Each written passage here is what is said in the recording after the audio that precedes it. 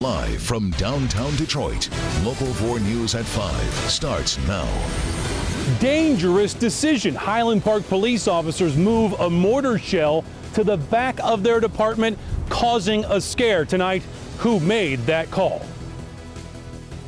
For the first time since the Harvey Weinstein scandal broke, actress Rose McGowan breaking her silence in front of thousands at the Women's Conference in Detroit. All right, Priya, but we're going to begin Local 4 News at 5 with the weather. 4 Live radar starting to light up with rain, which could put a damper on Friday night football. Yeah, looking on the bright side, at least it isn't snow we're worried about. They're seeing that in Minnesota. You can see there on the map. Yeah. Let's turn things over to Ben here as we get started at 5. Ben? Yeah, timing is everything, guys. And you've got Friday with folks trying to get home to start a weekend. And even though this isn't the worst rain we've ever seen, could be causing some problems out there on the roads tonight. 4 Live radar's got a strip of moisture right down the center of the area. It is advancing east. In fact, it's expanding on both sides. Right now, some of the moderate rain is falling from central Oakland County back through Novi, Farmington Hills, down towards Ann Arbor and Salem. And in Wayne County, that rain starting to advance further to the east. It looks like it's now getting into the city of Detroit. So Midtown, downtown, and the east side starting to get a few showers as well. But it looks like all the major highways are going to be wet. Even the east side, 94. It's going to see plenty of those showers here in the next 15 to 20 minutes. Temperatures are only going down, and they're going to be consistently in the mid to upper 40s tonight for temperatures. We finally will see an end to the widespread rain for most of us by midnight, but there will still be some activity overnight. We'll talk about that and get a first look at your weekend all in a few minutes, guys. All right, Ben, now to breaking news that we're following in St. Clair Shores, where police are on the scene of a barricaded gunman situation. This is happening in the area of Lake Drive and Jefferson Avenue. Important to point out, no one else is believed to be in the home with the gunman. There has been no report of any injury to anyone thus far. Police are asking anyone, though, who lives in the area to stay inside their homes for right now. So keep it right here. We will keep an eye on it, and we'll keep you advised of any new developments. Our other top story tonight, a whole lot of questions about why a Highland Park police officer was ordered to move an explosive device. This all happened last night when a homeowner found an explosive mortar at his home, but it's what happened after that that has been raising safety concerns. Sean Lay following the story for us with more on what happened here. Sean? Devin, we've been talking to officers in Highland Park all day long. They're furious. They want to know why when they arrived here to work last night, they were walking past a police car with a mortar round in the back, and they weren't told about it. It was a reserve officer ordered to bring that round back here to the department, creating what they believe was an explosive, potentially explosive situation. 6 p.m. Thursday, a call to Highland Park Police. A mortar round was found in a duffel bag in an alley at Woodward and Midland. 2 Highland Park reserve officers arrived and they called for a supervisor.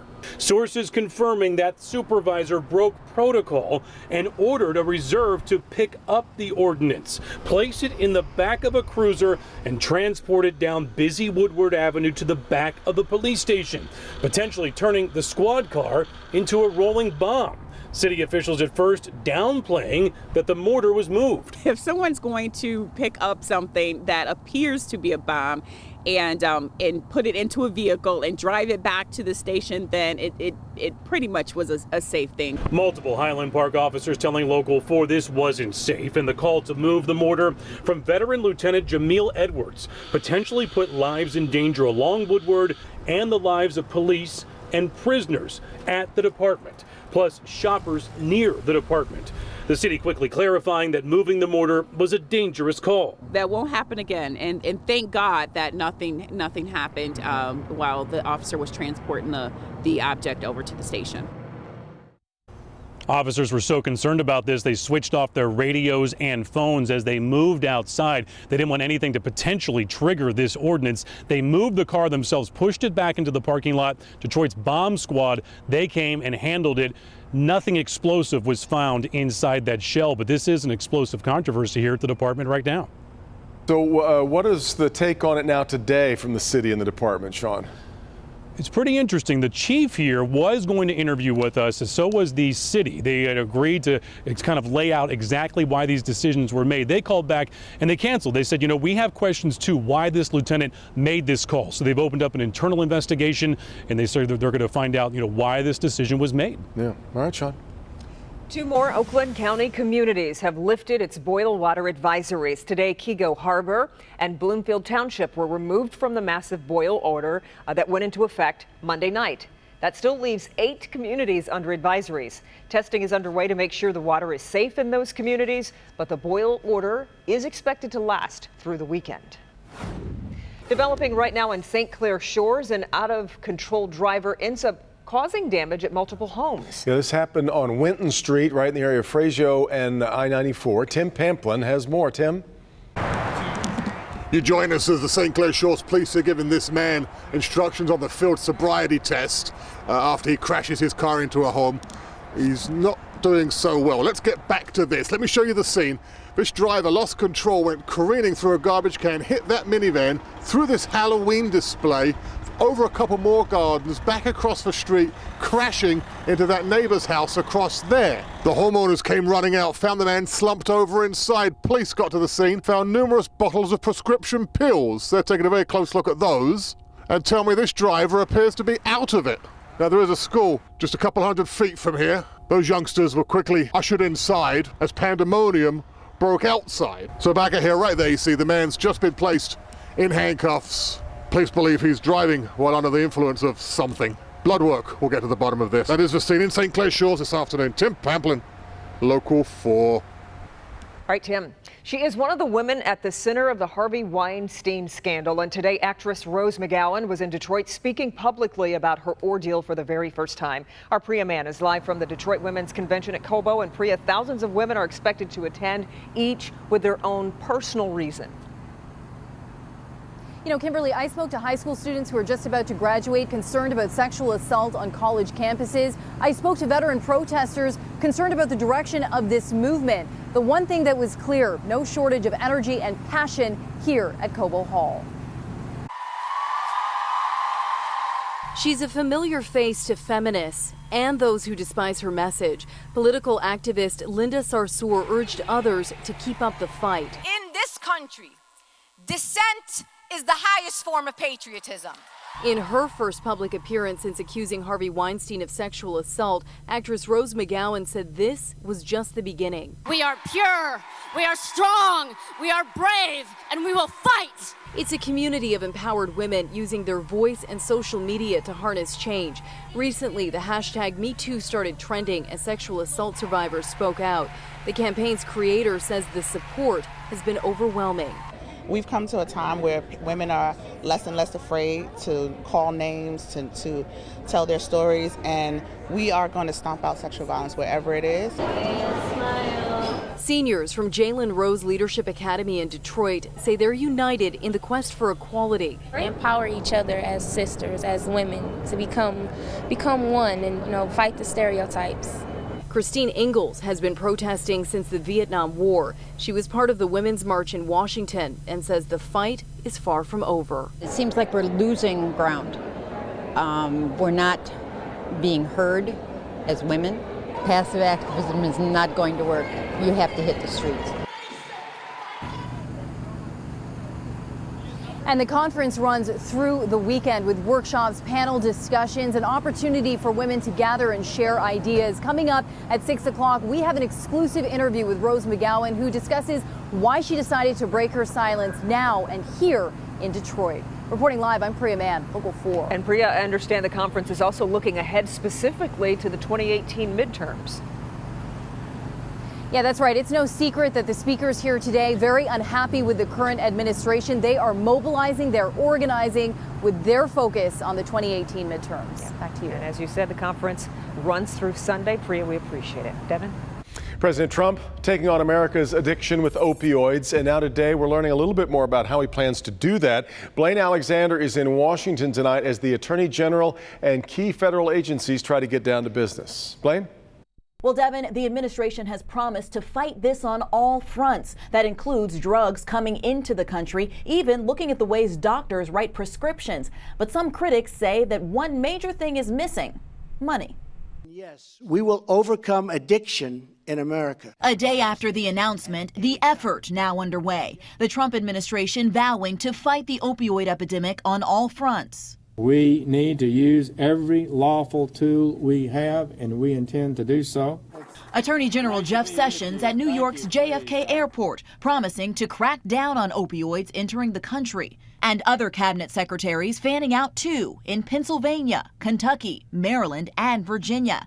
Now talk of more training for doctors on how to handle legal prescription opioids. This is an epidemic here that was started by our physicians, by our hospitals, by our pharmaceutical companies. And immigrations and custom enforcement officials holding a strategy session. It is a disease. We know we can't arrest our way out of this. The new tone and focus is a dramatic shift from the war on drugs of the 70s and 80s, when mostly minority addicts faced criminalization, not compassion. And this isn't anything that we've decided to do because of race or creed or color or economic status. It's because of what we're seeing. We're seeing deaths every day. For now, the White House strategy only reallocates existing money, leaving it up to Congress to find more. And this weekend is National Drug Take Back Day. Nearly every community across the country will have a place to safely dispose of old or unwanted prescriptions so they don't end up being used for the wrong purpose. In Washington, Blaine Alexander, Local 4. All right, Blaine, back here, new trouble tonight from Macomb County Clerk Karen Spranger. Ahead here at 5, why her own employees are fighting to keep her as far away as possible. And with winter almost here, we'll tell you why your energy bills may be cheaper this season, even if it ends up being colder than last winter. Just looking at it makes you colder. Yeah, it does. Here's Doc. It's a fall potpourri, but not the kind that smells like pumpkin spice. I'm Dr. Frank McGeorge. Coming up, I'll show you the mix of illnesses that are sending lots of people to the doctor this week. New at 6. He was sitting right next to the man hit and killed by a rock thrown from an I-75 overpass. I think, what could I have done different that night? I mean, could I have maybe, move faster? I don't know. New at 6, the driver of that car speaks about the tragedy and reveals who else he blames other than the teens now facing charges. A champion of girls wrestling here in Michigan has been lost. They had lost his heartbeat on the ambulance ride there, and they did everything that they could. Tonight I speak to the widow of Brent Harvey, and we talk about the massive impact he had on young lives.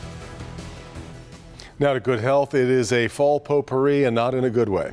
Local doctors are reporting a big mix of illnesses this week. Dr. Frank McGeorge is here to show us what's going around.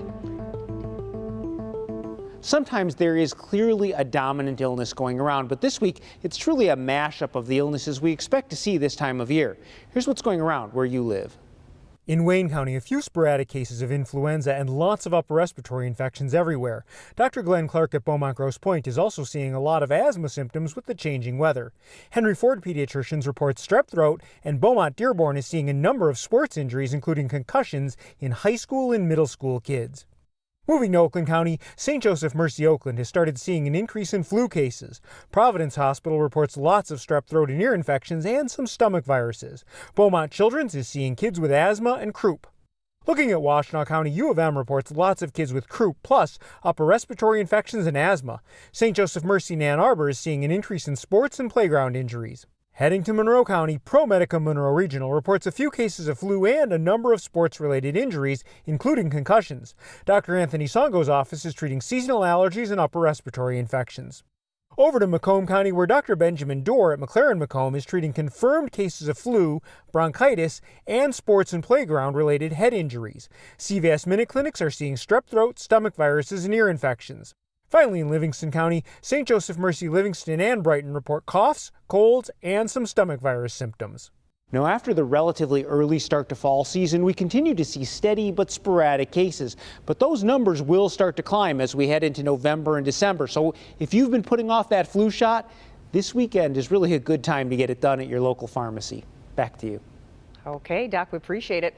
A colder winter is coming, but good news, the price of natural gas will be lower than last winter. DTE says natural gas prices remain near a low point over the past 10 years. DTE buys natural gas in the summer when prices are lower and stores it for winter use to keep the prices more stable. So if Michigan does experience a colder winter than last year, DTE customers should expect to use more natural gas, but it will be cheaper, averaging about $20 to $30 more over the 6-month heating season.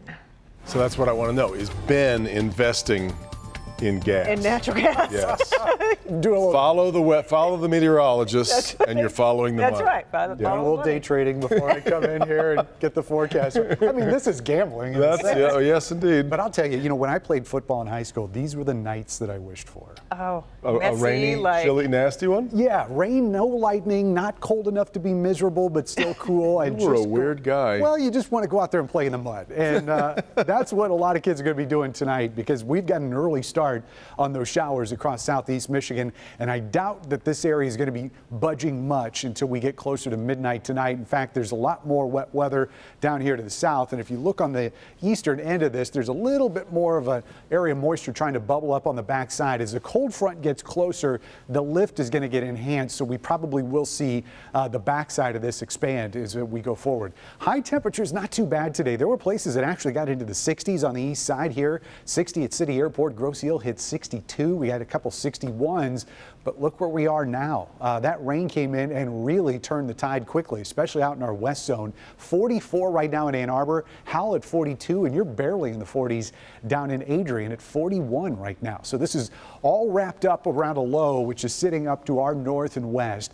That's going to start moving closer to us and advancing a cold front along with it. So as far as the rain goes tonight, we're probably going to see this batch shut off at about midnight for most of us, but that front's going to be close enough that we'll see sort of a renewed push, mainly just on the east side as we get to the overnight hours. By 7 a.m., I think everybody's going to be dry, and the clouds should break pretty quickly on the other side of that front. So we will see spots of mostly sunny, maybe even full sunshine tomorrow afternoon. Clouds are going to come back late Saturday, and Sunday it looks like it's going to be mostly cloudy. There will be some lake effect stuff on the west side that I don't think is going to get here. Temperature-wise, though, not the best as we head into Saturday and Sunday, definitely below average for this time of year. So let's look at lows tonight.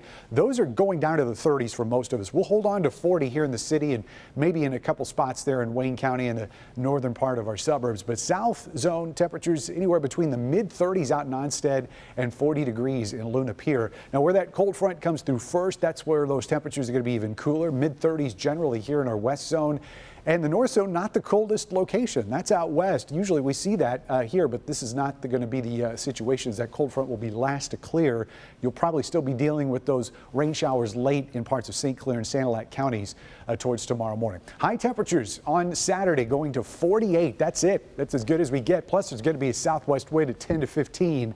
So we'll probably have wind chills at times tomorrow. The sun will help somewhat. And I hope you like 48 because that's all we got through Wednesday. I just got bored and put 48 in there. Yeah, on there. Middle of the week. The key didn't just get stuck. Okay. No, that's exactly. We're just a very consistent forecast. Yeah, all right. All right, let's check in with Kim DiGiulio. This former post office and church has a new purpose now.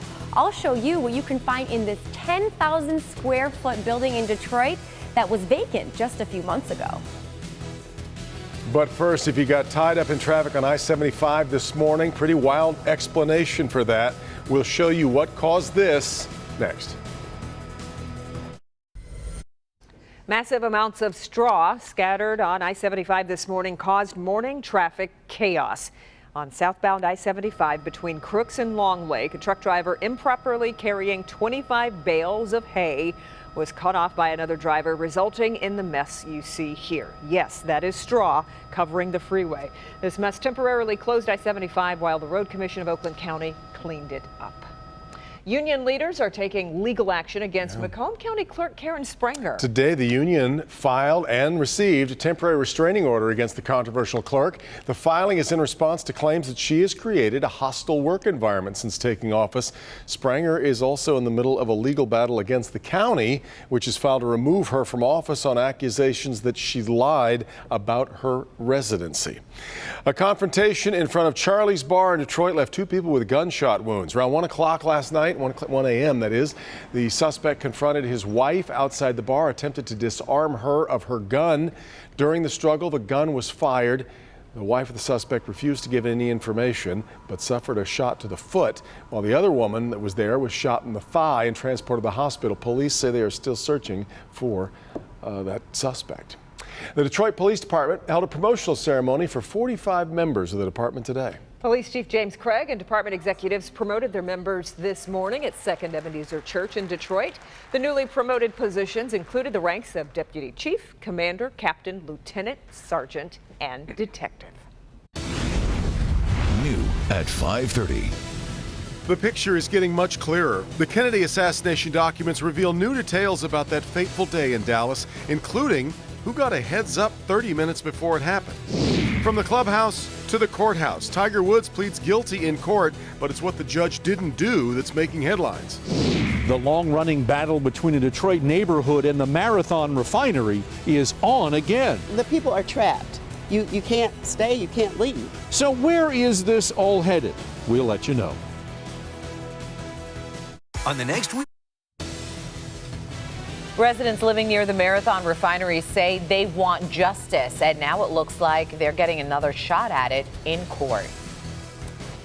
The on-again, off-again class action lawsuit is now back on. An appeals court told a Detroit federal judge he should not have tossed the case and ordered another hearing. So where is it all headed now, and what's the reaction? Business editor Rob Maloney has our update. It has been a very long-standing battle between residents of this southwest Detroit neighborhood and the Marathon refinery. They claim that they can barely breathe at night with the fumes coming out of the plant. And now an appeals court is saying, you know what? We need to hear this case. They filed a complaint in February 2016 asking for more than $5 million in damages, claiming that toxic fumes are unbearably dangerous. Lifelong resident Emma Lockridge tells us what nights are like. I end up putting a facial mask on, going underneath my pillow, pulling the covers over my head. Last October, Judge Sean Cox threw out the case, saying the residents couldn't pinpoint when the fumes began and therefore didn't meet the statute of limitations test to proceed. The appeals court overturned Cox's ruling, saying that's precisely why the case should be heard. It's an ongoing problem.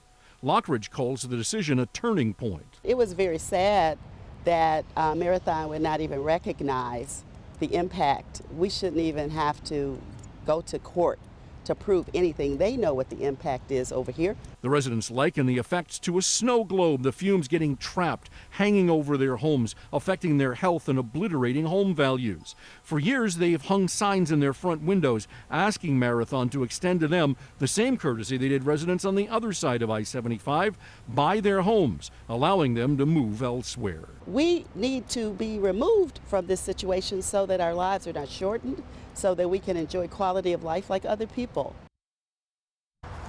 Now, we reached out to Marathon Petroleum, didn't hear back from anybody. In the meantime, I talked to Gregory Cole. He is the original name complainant in the case. He hadn't even heard that it had been reinstated. Said he wouldn't say anything until he talked to his attorney. I can tell you this, though. Emma is looking for some divine intervention in this case. She says that on November 9th, she and her neighbors are going to be holding a prayer vigil over in front of Marathon's refinery. Back to you. Well, Rob, it's been a long wait for a lot of people. Do they know now when this is getting back to court? Well, we don't know that, and mainly because the appeals court hasn't given Sean Cox a mandate yet. The minute that happens is the minute they'll get that. It is scheduled, let's put it that way, to have a mandate. We'll just have to wait and see as to when they can actually schedule a case. All right, Rod. Sandra?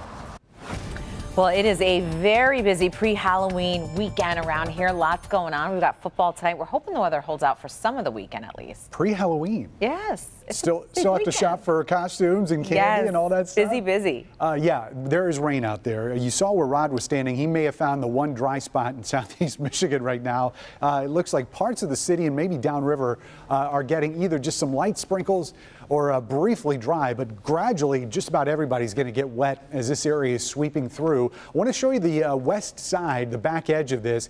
It's a little tough to tell, but it's not advancing to the east with the rest of this. You can see it's sort of building back, and we're seeing this area expand just a little bit as that cold front gets closer. So it does look like we're going to see steady showers through most of the evening hours tonight. Coming up, we'll talk weekend, we'll talk Michigan football, and of course, we'll talk Halloween all in a few minutes, guys. All right, Ben. Right now, historians, history buffs, journalists all poring over Thousands of newly released documents related to the assassination of President John F. Kennedy. Many disappointed that President Trump bowed to pressure from the FBI and the CIA and decided not to release hundreds of the long-awaited files. Let's bring in Kimberly here with a closer look at what is inside what was released. Yeah, and long-awaited, you're right, a lot of talk about it, but historians and journalists alike say no bombshell revelations in this latest dump of documents about the JFK assassination, but there are plenty of new insights. Like then FBI Director J. Edgar Hoover, fearing the American public might not believe Lee Harvey Oswald was the shooter. In a memo just 2 days after the killing, Hoover said he wanted, quote, something issued so we can convince the public that Oswald is the real assassin. Hoover also called it inexcusable that the Dallas Police Department did little to prevent Jack Ruby from shooting Oswald after the FBI warned Oswald was a target. Other revelations. The Soviet Union thought the assassination was a coup attempt by America's far right and worried it would ultimately be blamed. President Trump ordered the documents released Thursday night, just hours before a Congress-imposed deadline set 25 years ago. But some are upset President Trump bowed to pressure from the intelligence agencies, keeping about 300 heavily redacted files secret. This is a huge disappointment and a total mess. I mean, you can't imagine a more disorderly release of these documents about a turning point in American history. President Trump wrote, quote, I have no choice but to accept those redactions rather than allow potentially irreversible harm to our nation's security. A sentiment sure to give fuel to Americans who believe the government is hiding something about the assassination. The new deadline to release the remaining files is in 6 months. And another revelation includes a British reporter who got an anonymous phone call 25 minutes before the shooting, telling him to call the U.S. Embassy for big news that was coming. So we'll see, especially what happens within the next 6 months with these remaining files if they're released. And those remaining files, just their existence, will do nothing to quell the conspiracy conspiracies. Theories, exactly. All right. Thanks, Kimberly. Sure. President Trump is going to head to Asia early next month on a major foreign trip. He will be accompanied by a large military presence. But today, as a precursor to Trump's visit, the Defense Secretary James Mattis visited what many would consider the most dangerous border in the world, the so-called demilitarized zone, the DMZ, separating North and South Korea, where a wrong move could trigger war. The goal is not war, but rather the complete, verifiable, and irreversible denuclearization of the Korean Peninsula. But the leader of North Korea, Kim Jong-un, who has carried out repeated nuclear tests and advanced missile launches, says nuclear disarmament is not an option. President Trump arrives in Asia next week for a major tour of the region. Today, in a historic vote, Catalonia's parliament declared independence from Spain. People cheered and they danced outside of Barcelona's parliament, but the celebration might be short-lived. Today's declaration purely symbolic and not accepted by Spain or even the international community. The Spanish Senate has since voted to take control of the region. By the way, it's the first time in 4 decades Madrid will try to run the affairs of one of its most financially independent regions. Tiger Woods pled guilty to reckless driving today in Florida. The professional golfer arrested back on Memorial Day under suspicion of driving under the influence. That was after police in Jupiter, Florida found him unconscious in his parked car. Had no alcohol in his system, but a toxicology report says there was pain, anxiety, and sleeping medications, plus THC in his system. Woods has been sentenced to 12 months of probation and also has to complete a drug treatment course.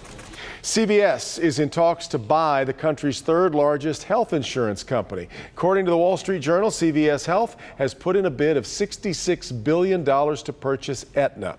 Aetna currently insures more than 44 million people. If the deal goes through, it would be the biggest merger of the year. The saying goes, what's old is new again. That is certainly the case with one very cool new store right here in Detroit. Tonight, our Kim DeGiulio takes us inside Post to see how they've transformed an old post office and church into one of the coolest stores in the city. For years, people came to this building to send letters or worship God. But now people can come to this beautiful building in Detroit to visit this brand new retail shop called Post. What was once a post office and later a church has now turned into a place where art is made and embraced. Everything from jewelry to greeting cards to candles and soft goods. About 80% of the goods sold here are from local artists. All of the items sold at the store are from independent companies, so shopping here also makes you feel like you're helping out the art community. You're not supporting a corporation, you're supporting people that are making things and living their dreams, like starting businesses, doing what they love. This is reclaimed molding from the Addison apartment buildings down in the Cass Corridor. The store, which is located on Kercheval Street on Detroit's east side, was vacant before Post moved in. It was pretty much emptied out. There were a lot of church pews inside. The windows were all boarded up. One unique aspect of Post is that it's a store and a workshop. So you can actually meet the artist making the goods. You know, I've always loved like bakeries where you get to watch the bread being made and then go get to buy it. And that's what's so cool about here is, you know, you get to see the things being made and you can also buy them in the store. And besides buying art and watching it be made, you can also get in on the fun. Post offers workshops and classes as well. We'll have a terrarium planting workshop in November, a screen print your own gift wrap in November, and then a print your own holiday card workshop coming up in December. For information on store hours and future workshops, you can visit clickondetroit.com. Reporting here in Detroit, I'm Kim DeGiulio, Local 4.